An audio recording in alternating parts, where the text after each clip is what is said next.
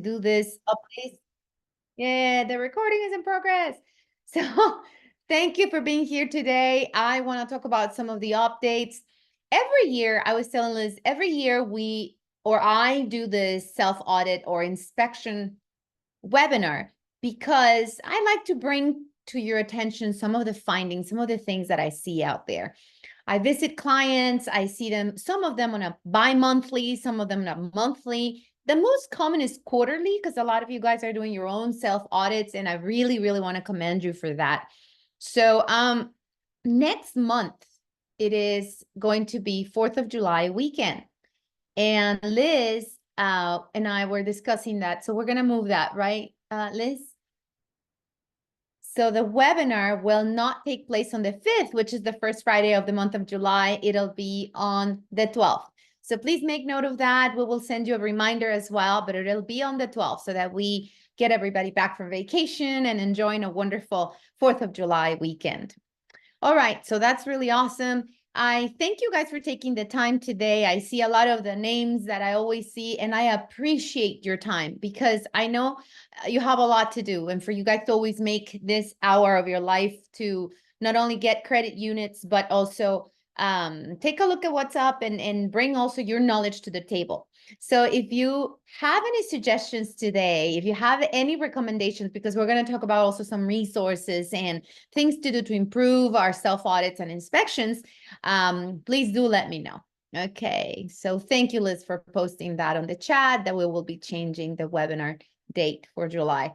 So my information is on the screen. You can take a screenshot or write down my information. I'm also bilingual, and my information is also on the OSHA.gov page as a authorized trainer for both industries, construction and general industry. Remember, I am not a health practitioner. I'm not a lawyer. I'm a consultant and an authorized trainer, which means that I do not provide with any health advice, although we do talk about ergonomics. It comes from my years of experience and from the actual consulting that I myself do with health practitioners, right? Ergonomists, etc. And when we talk about, whether or not a standard requires one thing or another, I am not a lawyer. It comes from also my years of experience. Since 2011, I've been going out there doing classes, seminars, 10-hour, 30-hour presentations, and helping employers like you bring their safety compliance up to date. That's my goal. Just help you, making sure everyone stays safe on the job. I love interaction with the workers, which is what makes this inspections and self-audits super fun. So basically, some regulations, and this is some of the objectives today, understanding the benefits. And I think I did some pasting here, and that's why the title looks a little bit off. I'm sorry about that. Understand the benefits of doing self-audits. Why is this a requirement under some of the OSHA regulations? I'll talk about some of the latest and newest, such as the workplace violence. Some of you are getting yourself very confused as to, should I do it here? Should I do it there? So I'll talk about that. Making a list of those areas of improvement within your self-audit programs, reviewing real-life findings from construction, manufacturing, healthcare industry, some of the places that I visit, and what to look for within your organization. And some tools and resources. It is important that we provide you with resources because when you are doing these audits, it can be time consuming. And it could not just time consuming, but it's costly as well. So I want you guys to feel like you were left today with some choices, because we do need, and some of you are consultants as well, so you need to provide your clients with more options on what to do to improve their self-inspections and their self-audits.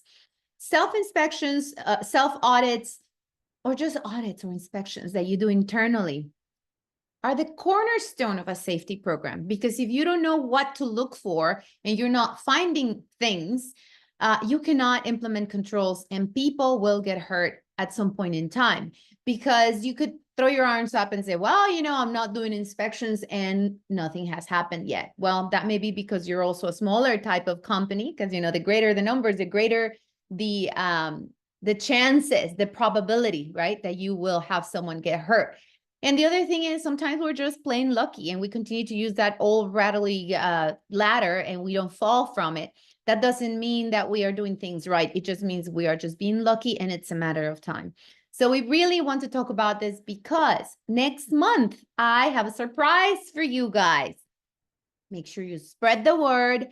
During the webinar for July the 12th, I'm going to have Consultation OSHA come on board with us. Yay! You're like, oops, I will not. No. Please come on board. They're the friendly guys. Remember that OSHA has two different branches.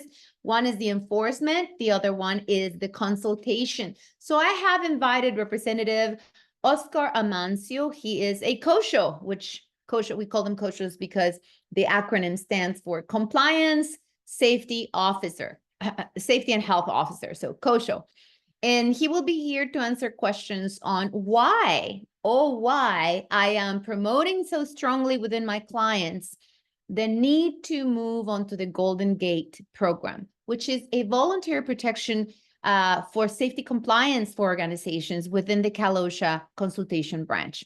And then the levels, right? Why to start at Golden Gate and then with the SHARP and the ultimate goal being VPP, the Voluntary Protection Program. He'll talk to us about how you're also going to save money with your workers' compensation fees and how it'll really make a difference, not just the morale and workers feeling so great that you are really committed to safety. You even have OSHA on site, right? And so it'll be great. Don't miss it, July 12th. And while we get there, next week, we have Injury and Illness Prevention Program. So a lot of you, and it's all kind of like a series here of stepping stones to get to safety compliance. So today we're talking about the to-dos for self-inspections and self-audits after I go through some of these updates.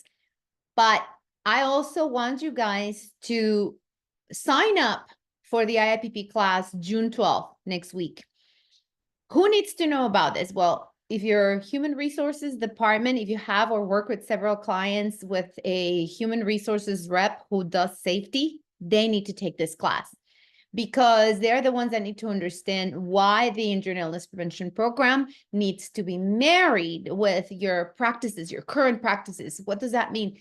The things that your employees do on a daily basis, that it really means something.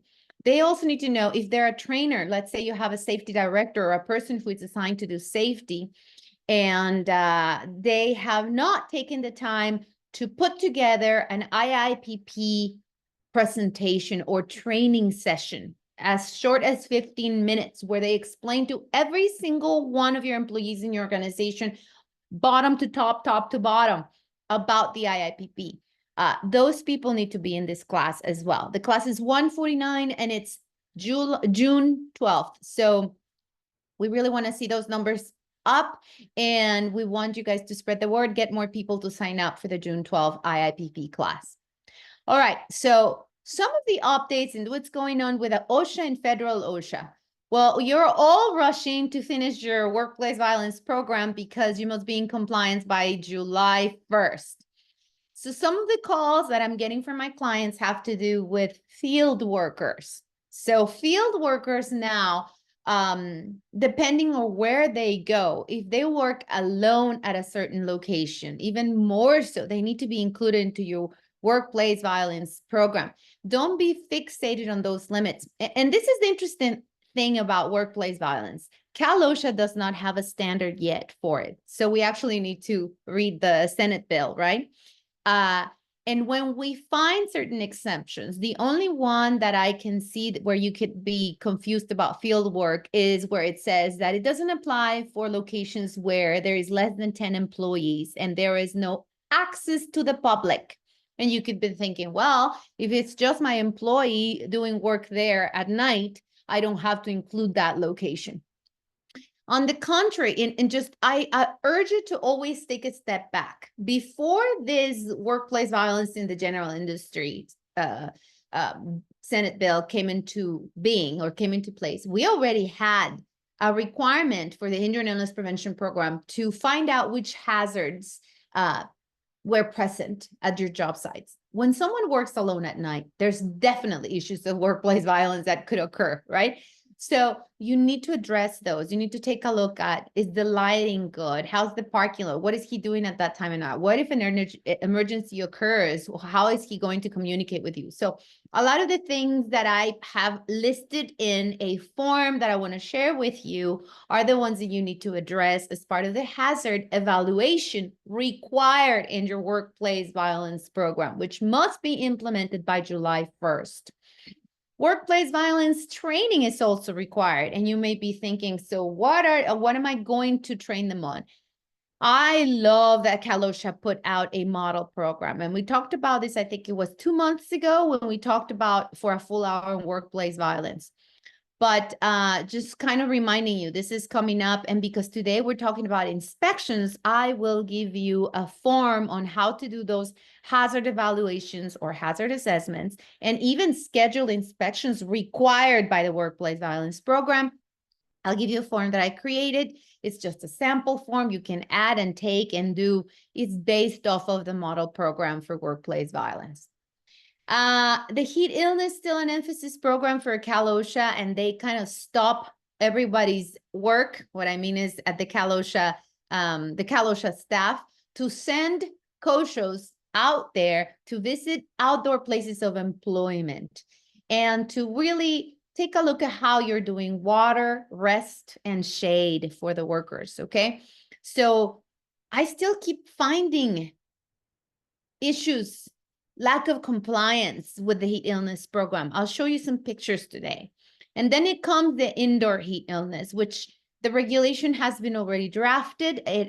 We don't have an effective date yet, but those of you with warehouses and areas of work, I do have a client with a lot of indoor heat that is not a warehouse. They do have tanks, boiling tanks, in areas of work where the pieces of equipment radiate heat. And so there are some requirements there you have to start establishing. Remember, this one relates to whenever temperatures indoor are 82 degrees or more if employees are present. There's some requirements there. Also, a lot of administrative controls that need to be in place, which that means is basically going to have to be rotating people, not leaving them in areas where it's hotter than 82 degrees for extended periods of time without appropriate controls to not to have them be sick with heat illness, right?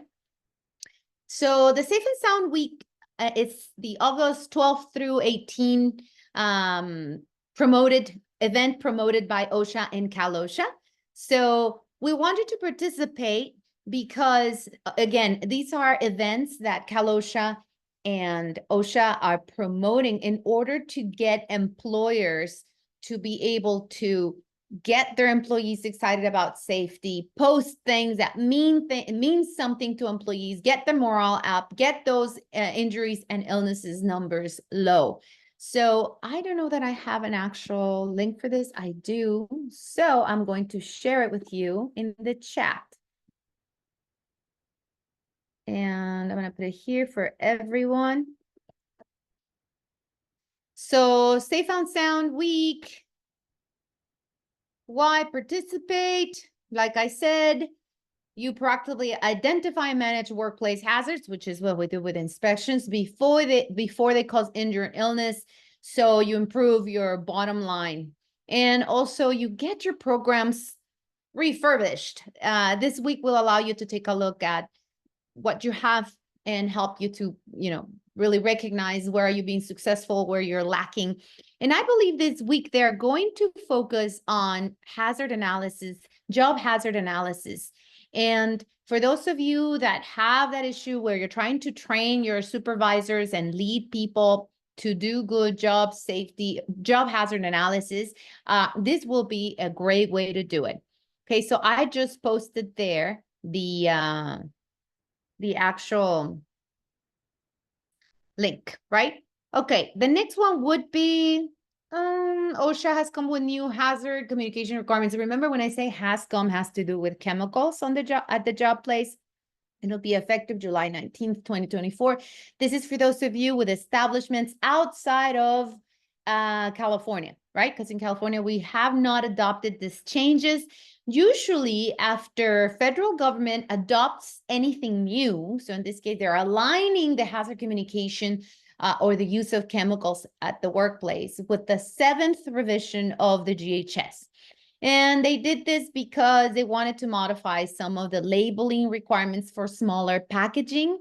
And they also wanted to do allow for more information for emergency response, especially when talking about trade secrets, because a lot of companies were still listed a lot of protected information under the trade secret clause or allowance within the regulation, and those things are changing. So if you are in the field of making manufacturing chemicals or shipping them, right? If you're shipping them, maybe you don't make them, but you actually receive them and resell them, then I do invite you to take a look at this revision if you have establishments outside of California, or just to get you at the just a little bit ahead of the curve, because OSHA will implement this after reviewing it in the next 6 months. So we do have half a year to review this and study it a little bit more. March 2nd, 2024, you know that you had that deadline to submit your data, right? I had a question from one of my clients because they did not submit timely. And so they wanted to know if they should still submit. The answer is yes. It's like in the past, guys, we didn't have a requirement to submit electronically all of our records. And so you thought, well, who cares? You know, I'm not going to keep them because no one asks for them. You're just required to keep them. But if OSHA doesn't visit you, then no one's the wiser. No one will know. That is true. But if it's still a requirement per the regulation. And if you were lucky enough to get OSHA knocking on your door, either through a complaint, or maybe because you were randomly picked as a high hazard type of employer, type of industry, then you would have to produce 5 years of records. So that's when the fines came to be, right? So do not think that, oops, well, I missed it, nothing happened. Last year I missed it as well and nothing happened. Please, if you have missed the deadline, still go ahead and submit your data. Okay. What are some of the required self-audits for some of the regulations? Well, I do have the requirement within 3203 for the Injury and Illness Prevention Program for self-inspections to find hazards. That's basically it. And the regulation says that you should do this initially. So what that means, and the word initially is used quite often in several of these standards. That means that anytime you have anything new, so it doesn't mean when you open up your doors as a business, it means anytime you have anything new going on. So initially, when you first put an IIPP on board, you're required to do self-inspections periodically. This word, and I put in quote unquote, is used also within the requirement for the IIPP, or the still standard for COVID, which is still in place, and workplace violence now. And when you use the word periodically, it really means the employer must make the decision as to what's appropriate for them. So when I have smaller employers that have an ongoing, well-established and documented way of finding hazards, let's say their supervisors every day as they get to the job site, they have a way, an application or a smart tablet or some sort of form that they submit. It could be pen and paper, no problem, that they submit, that they've done a self-audit that morning before starting the job, that kind of thing. Then maybe an inspection or a more comprehensive audit where they invite me doesn't need to happen every month or quarterly, but how about biannually, where a third person or a different set of eyes with the same or with the experience in the field that you're trying to audit, okay? It's invited and they do that. So you decide what periodically is.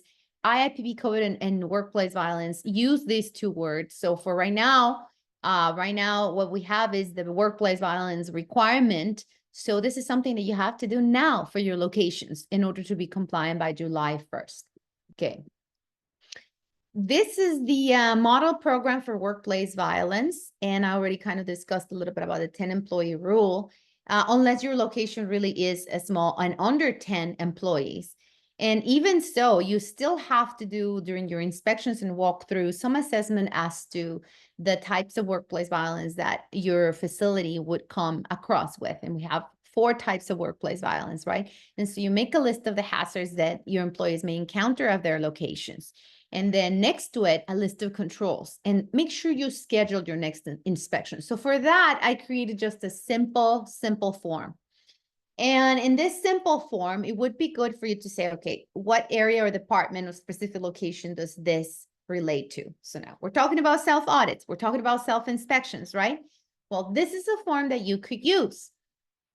Name of the person responsible for the hazard evaluation, the date of evaluation, and the next schedule evaluation, right? Like I said, you have to put a date to it. Otherwise, it'll never happen again. So the hazard evaluation category are those things that you know could happen in those locations. For example, the exterior and interior.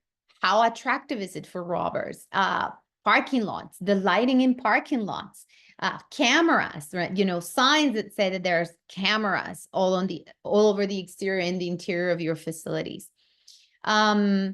Mirrors, right? That allow for people to see who is coming in or coming out.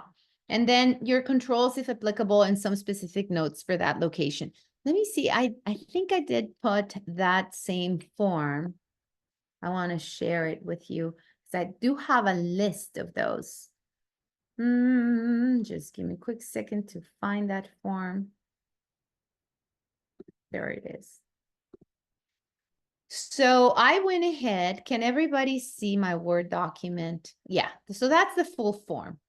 And so look at all the categories that you should be evaluating. So you're inspecting for this. And so this is wonderful because it's an example of what to look for. Do you have procedures for employees responding during a robbery? Do you have procedures for reporting suspicious persons of activities? Maybe you do have it at one location, but not at another. Effective location and function emergency buttons and alarms. Posted emergency telephone numbers. So maybe you take a look at where you have these and it's not something functional. What do I mean for that? Okay, when I go on job walkthrough inspections, I ask employees, and this is very good, and pick someone who is new if possible, and ask that new employee to access emergency information. If you were to have a problem right now, let's say a customer is getting a little rowdy, rude, and now they're angry, there's fists, you're walking back, you need to make an actual call. Where are your emergency phone numbers? Who do you call? And they scramble and they can't find that information, right? So that's how you do a self-audit. That's how you do an inspection, by actually asking the question and seeing if it works in practice, if employees are able to access emergency numbers and emergency information. Whether employees have access to a telephone, whether employees have effective escape routes from the workplace. So this you will not be able to know unless you actually walk the walk and look at your facilities. Many times employees are located, or the work they do, their exit routes may be far. They may find that there is a back alley or a patio where the actual gate is always locked or chained off, whatever it is. But you visiting allows you to see where would people be faced with, even in for the workplace violence. Let's say if there's a mass shooter situation where, you know, a perpetrator, an individual is bringing a weapon and just shooting randomly. So the FEMA, the Federal Emergency Management Agency, has given us some guidelines on how to train people for this type of incidents, right? Okay, so have you checked every single area where your employees may be at any given point in time, even those break rooms, right? And sometimes those break rooms will have areas where they may want to hide or where they may want to escape through, like windows, and then it leads to areas where it is unsafe to actually step onto.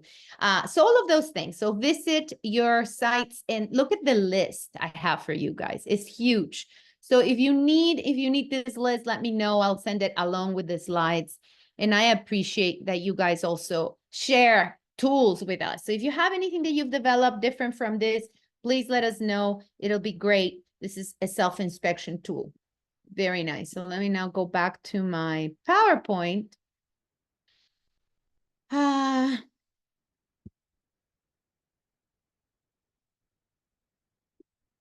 Thank you. So COVID in their model program also gave us a form. And I like their Appendix B because I thought was nice. It was nicely done where they said, okay, what are the exposure controls? Who's the person assigned to correct? So you're also required to do these inspections where you see, okay, where are people having contact with customers where they may be at risk of contracting COVID-19? And then what's the status of each of those controls that you, throughout the years of the pandemic, were set to implement? Did you do it? Did you not do it?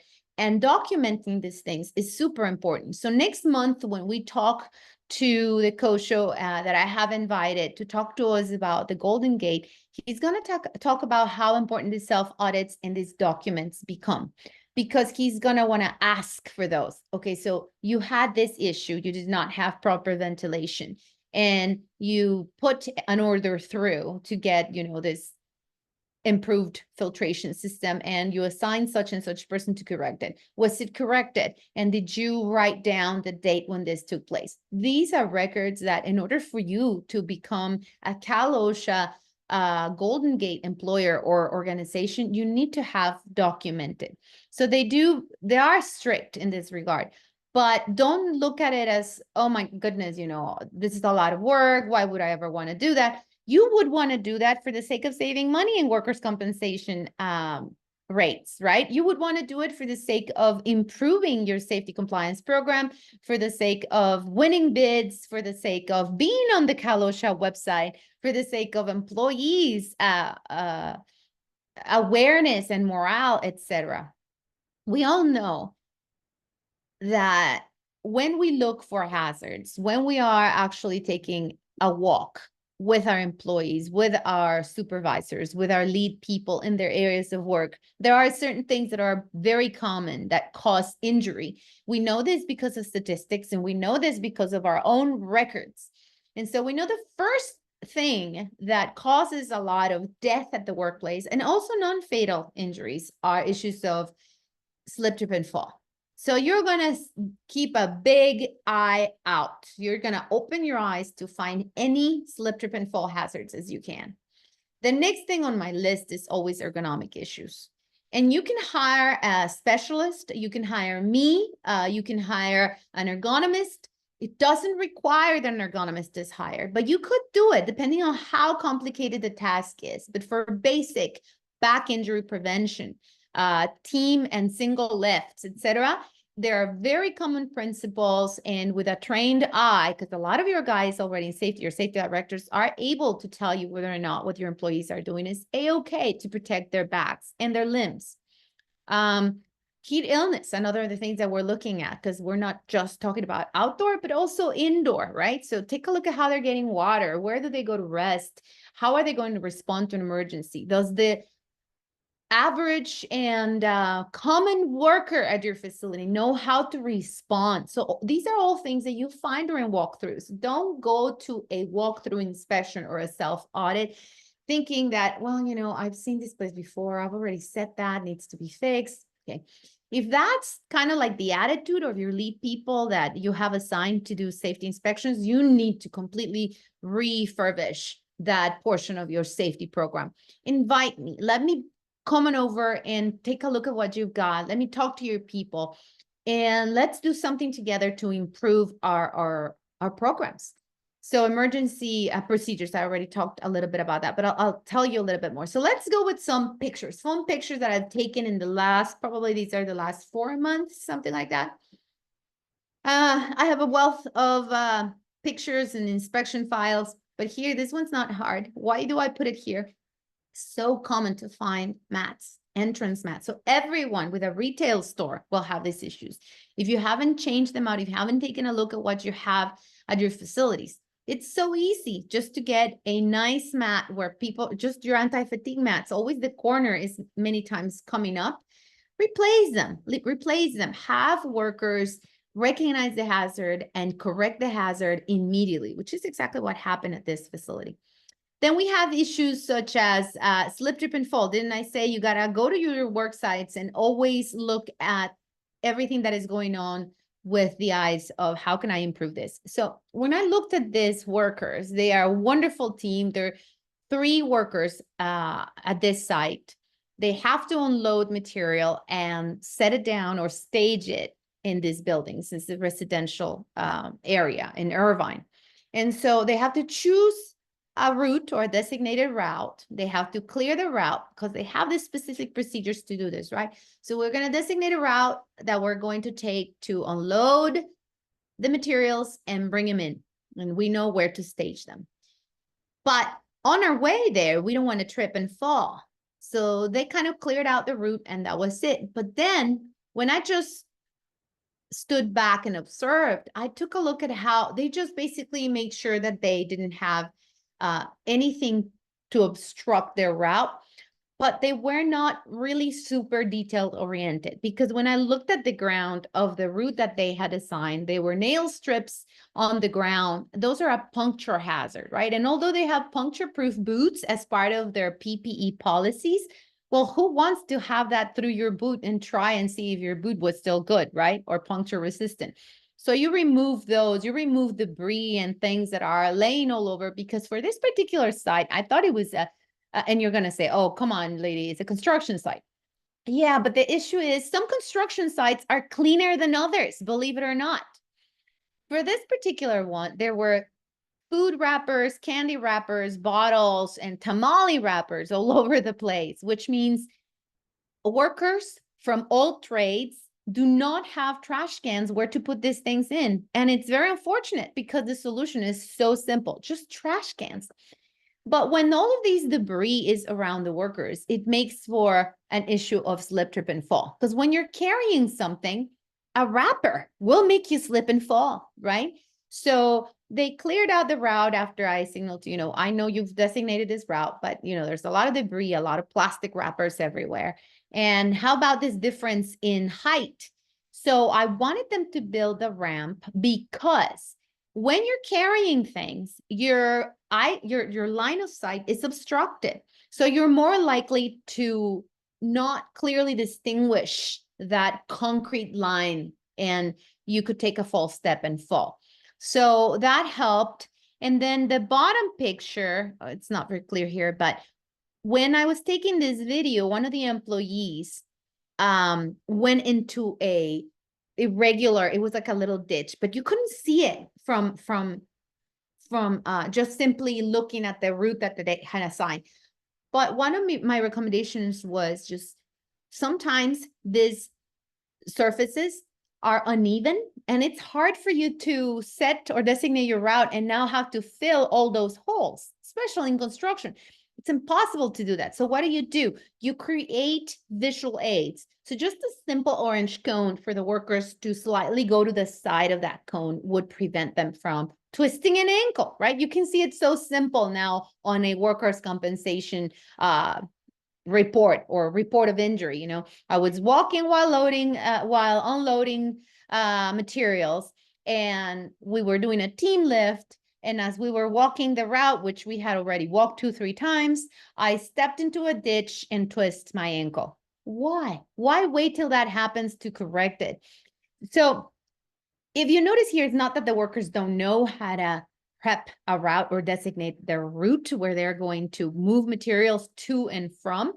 It's just that there are no set procedures to say, this is what you look for. So I decided to actually go ahead and put it in 1 through 4 steps for them to improve their designation of route. This is another picture for another one of my clients, and this has to do with fall protection.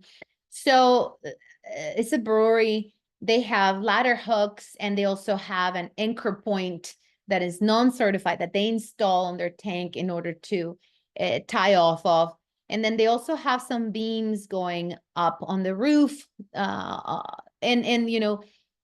That would be a better anchor point. But the thing here is more than anything, the distance, the falls distance, right? So some of these employees use an extension ladder that they hook on those ladder hooks that they have installed there for cleaning, maintenance of piping, pipe connections, etc. But for certain activities, employees climb on top of the tank and they leave that ladder. They have to leave the ladder because the activity calls for that, right? This exposes the employee to that fall to the next lower level. It's more than 4 feet, which in general industry, that's your trigger point, right? And so you cannot install a guardrail, I'm sorry, because you don't have the space there. So what do we need to do at that point? Well, we have to designate better anchor points because the regulation requires 5,000 pounds per worker that hooks onto that anchor point, right? So this is, whenever you have it done the right way, then it is certified per the standard. But if it's not done the right way and you just kind of do it your own, with however you think it's okay, then it's not up to compliance. And if they really were to take a fall, the worst thing that you would not want to see is that thing coming apart as the force of the fall yanks out that anchor point because it's non-certified. So taking in account the actual distance that the person would fall and what system you would need is super important.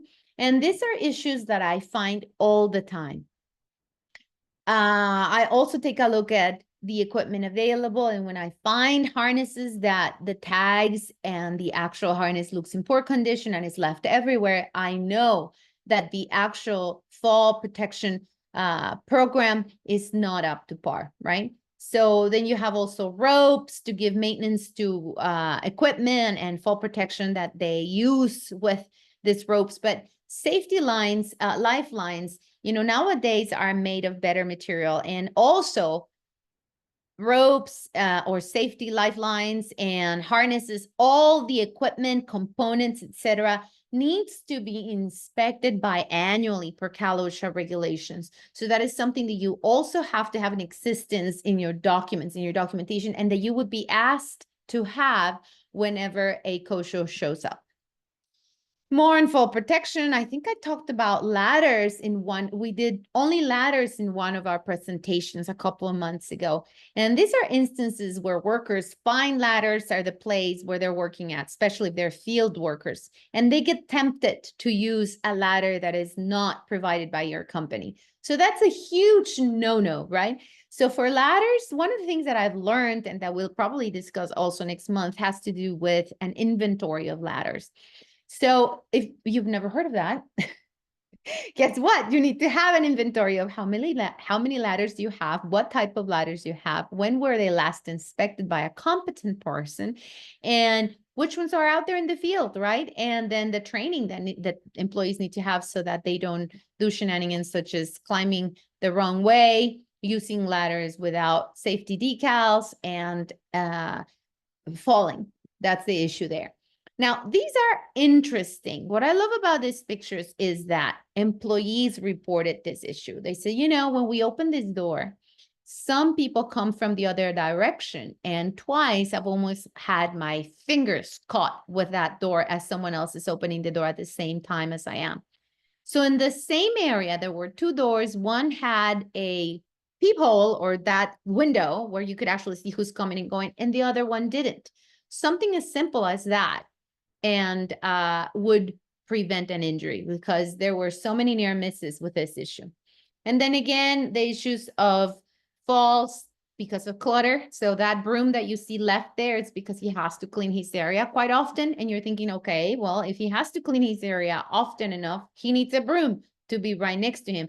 Yeah, but the broom needs to be out of the way. And there's hooks and there's stations that you either make or buy where you can just put away that broom right next to the workers. So they're like cleanup stations that you can either roll with wheels or put by the wall. And they just have to take a couple steps to go get that broom. Otherwise, they're going to trip. And, it's like, again, you see it on the workers' comp form.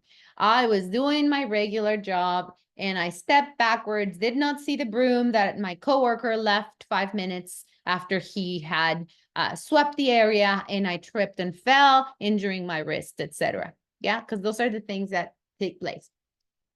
Simple observations go a long way. Issues such as my workers are opening and closing doors all day long because they provide services, cleaning and janitorial services all day long for different locations. And you have no idea how many doors they open and close. And when they're doing, for example, chute cleaning, in residential facilities or apartment buildings. Those doors are heavy and they have they're spring loaded. And when they close, they're closing hard. And some of them already had issues with their fingers being trapped, etc. So they need door stoppers. But when you have to lean or bend over to put a door stopper, you're adding to the issues of back safety or back injury prevention.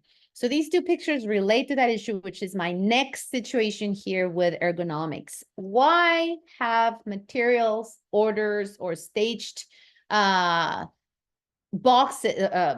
boxes, orders, shipping, and receiving issues where workers need to bend over to read information? As much as you can, reduce the amount of bending over that your workers have to do. It's just not good for their backs. So it has to be, these ergonomic audits need to be done by a knowledgeable person.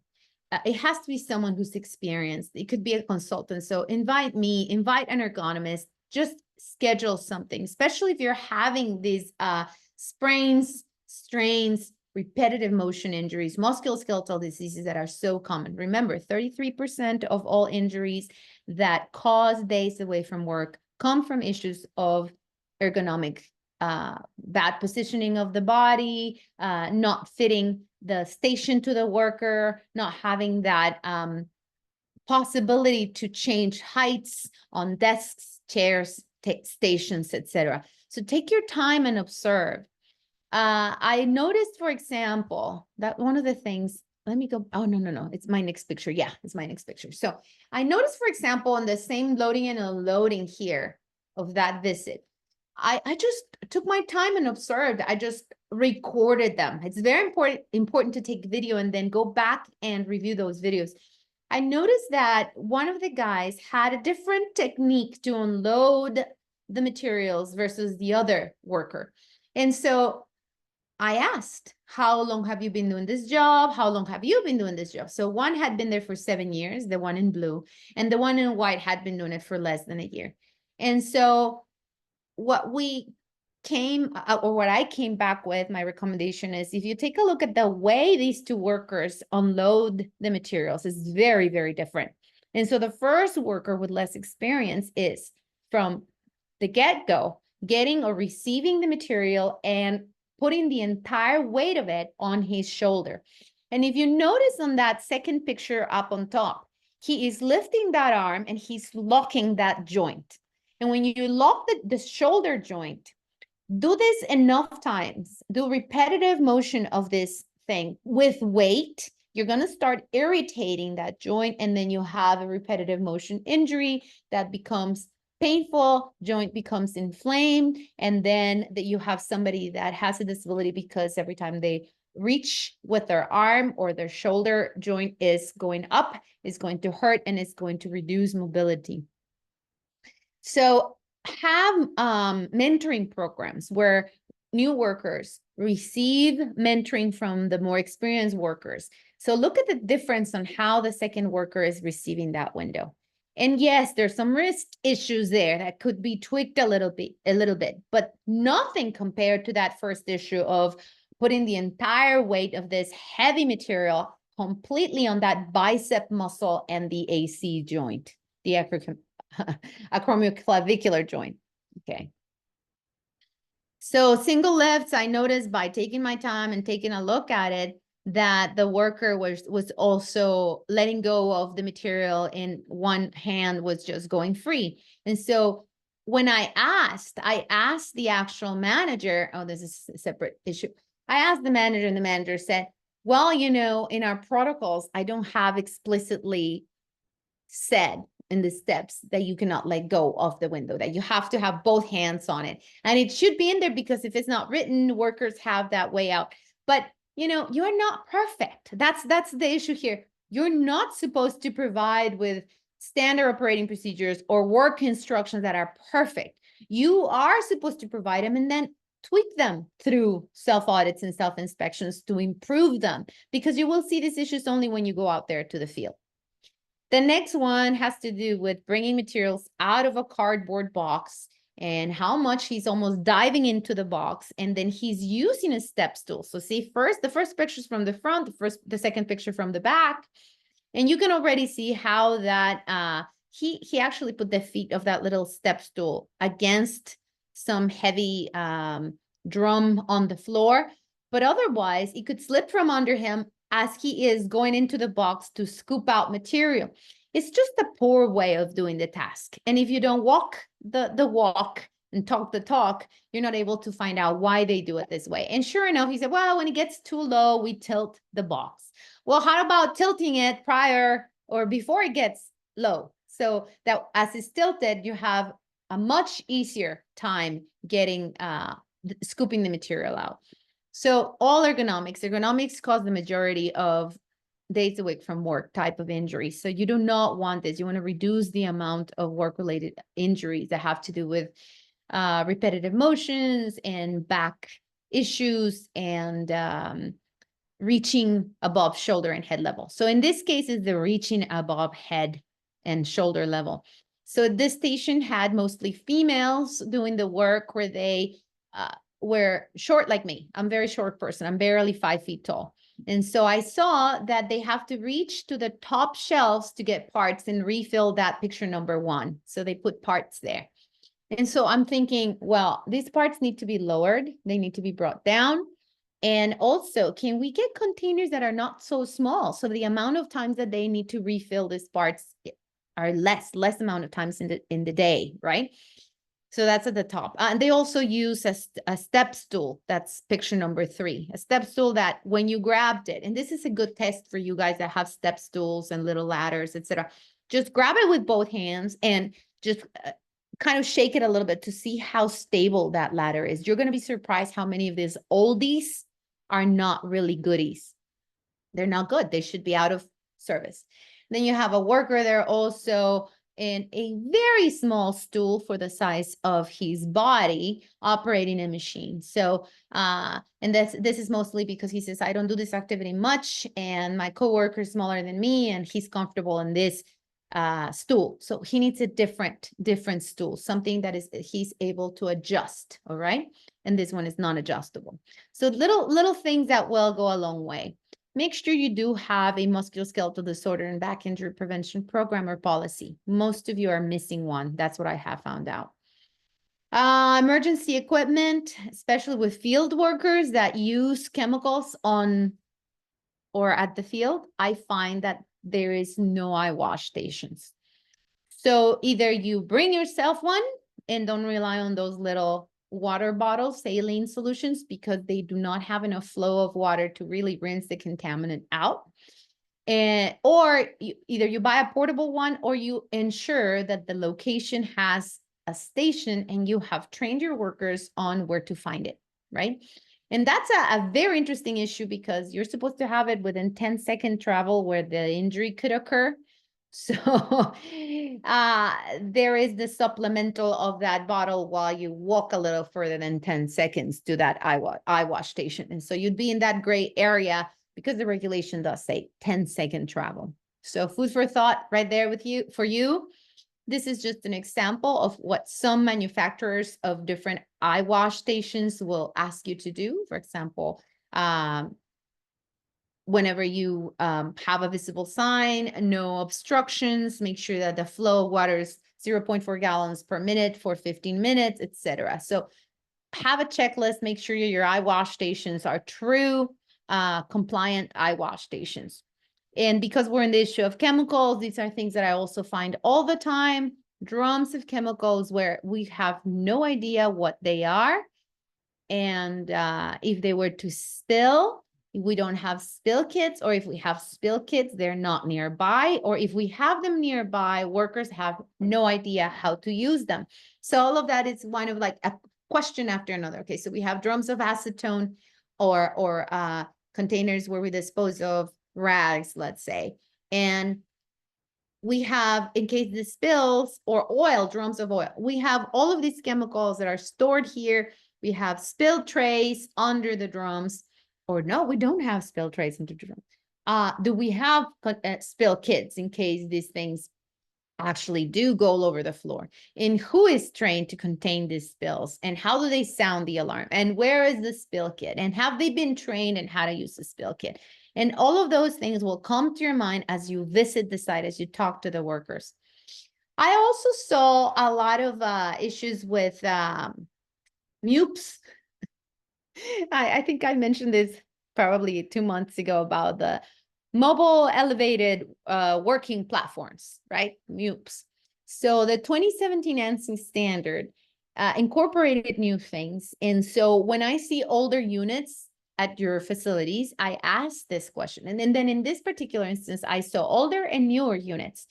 And the actual supervisors in charge of the program where they certified their operators did not know of the newer requirements, because the newer equipment is going to have a lot of the safety features according to the new ANSI standards. They're made that way because now, you know, the ANSI standards are made for manufacturers to produce equipment that is improved. So in this case, you have new safety features, the tilt, the load sensors, etc. And so you have to have the supervisors receive training according to these new safety features, right? Doesn't apply to the old equipment if the old equipment is working in good working order, right? But for the newer equipment, 2017 and later, you have to make sure that you have your supervisor trained, and then also have a site-specific and equipment-specific rescue plan. It's always been required, but now ANSI is also saying it. Other common findings, if you have an hearing conservation program, a lot of the times you have changes in hearing because you're not enforcing the use of earplugs and earmuffs, and workers do not know how to put them in their ears. So play a video for them. In this case, this little screenshot on the correct and incorrect is out of a YouTube screenshot of a JJ Keller training video on how to insert earplugs, but I have them practice with me. You gotta pull and straighten out the ear canal, and you do appropriate training, and the workers will do it the right way so they don't look like Frankenstein with those things sticking out of their ears. A lot of issues with secondary labeling containers, because workers just will everywhere have spray bottles that who knows what's inside of them. This is just a common finding, and the hazard communication program does not allow for that.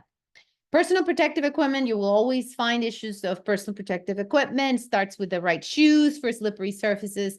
And then in this case, for this particular client, what I noticed is they do sanitation services. So what they do is they move out these bins, and they will make sure that the bin that is empty goes under the mouth of the chute, right? Because people are throwing trash. And you can see at the top, right on top of the worker, there is the opening from where the trash is dropping from, right? So 2 issues there. When he's cleaning the floor, people could still throw trash down, right? And so there has to be protection for this worker, for his eyes, his head. So a hard hat and safety glasses are missing. And for slippery surfaces, you have to make sure that they have the right shoe. Water, the issue of water, we said we don't want to see people giving coffee and caffeinated drinks preference, especially during the hot summer months, and carrying water in plastic containers, leaving them in their vehicles is a big no-no. So if you have field workers who are out there in the field by themselves, you have no way of monitoring how they carry their water, you have to devise a way to supervise this issue. That's huge. And I see this more and more with workers in companies where there's a single worker in a company vehicle or even their own vehicle on business calls or surveys or whatever they're doing out there, and their water is in a plastic container that gets overheated in the car, and then they don't have suitably cool water to drink. Huge issues right now. They continue to happen. I wanted to bring them to the table because it is what it is, guys, and I'm here to help you with your safety compliance. So I promised to talk a little bit about resources. There are some products out there that are good, some that are not so good. Hey, but listen, I'm okay if you guys still want to use your usual pen and paper. It's fine. Checklists work wonders, and your camera and your phone still work very good, right? So the Safety 101, there's a quick video. that I wanted you to see, and you can do it on your own time, but if you want to just start it at second 39 list, for that video that I sent you a link for, that's for the top result that I found there. These are safety applications that I found. Safety 101 is expensive. I am not endorsing any of these products. I'm just giving you different resources. Read the reviews, take a look at what they are, and if you like them or not. Safety 101 is expensive. Safety inspection software and Simple Safety Coach are less expensive. I think the safety inspection software is $18 a month. It's super cheap compared to Safety 101, which I think is almost $100 a month. And you can also tell in the product itself the huge difference, because I like Safety 101, but that doesn't mean I endorse it. I'm just giving you resources, guys, okay, to do this easier. Go ahead. With the Safety 101 mobile inspection app, you can build your own custom checklists, schedule and perform facility inspections, safety audits, hazard assessments, toolbox talks, and more. Document findings with notes and pictures, share inspection results and assign corrective actions, and no cell service, no problem. The Safety 101 mobile inspection app works in offline mode. Training Tracker helps keep your team's training current. The system-generated training plan identifies training courses your employees will need over the next 90 days. It also provides a list of suggested attendees for each course. The training dashboard displays your upcoming course schedule along with a list of employees whose training has expired or is set to expire. With the Safety 101 Training Tracker, you can schedule courses, sign up attendees, and record attendance. Go to minute 3. Document Manager lets you manage all your documents I think if you in go to one minute place. 3, it'll do inspection. Safety plans, Please. operating manual. Incident Manager. Incident Manager provides you one place to capture observed hazards, near misses, minor injuries, and serious injuries. So this You one can has also capture vehicle more than accidents, just inspections. Can property you try and damage, move it a little bit and more other incident to types. where The Safety 101 Incident Manager gives your organization a consistent approach for performing incident investigations, root cause analysis, and implementing corrective actions. Okay, reports and analytics. Did I skip completely the actual Alerts and inspection? reminders keep safety things from falling through the cracks via email notifications and dashboard to-do lists. Finally, Safety 101 includes over 50 reports such as OSHA 300 forms, employee safety history, safety to-do lists, lagging indicators, leading indicators, long-term trend analysis, training plans, and more. Reports can be filtered by time period, department, work shift, and so on. You can stop it. Thank you so much, Liz. So it's just one example, but did you see how it does checklists? It does inspection checklists. It does training. So that one is more integrated as to several aspects of your safety compliance program, but there are several options I listed there. Thank you, Liz, for playing that. Like I said, I do not endorse any of these programs, but I do make sure I bring some of these recommendations that I have seen out there. There is a link that I will show you guys. So I will go to, so here, is everyone seeing my screen, Chrome?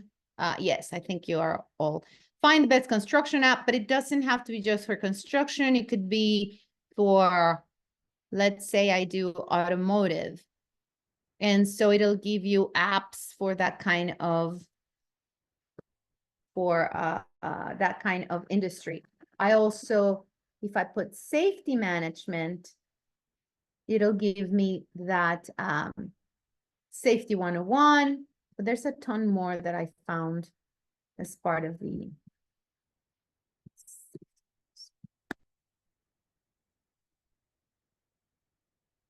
So I went ahead and put it in the search, and that's where you have a ton more. So now you have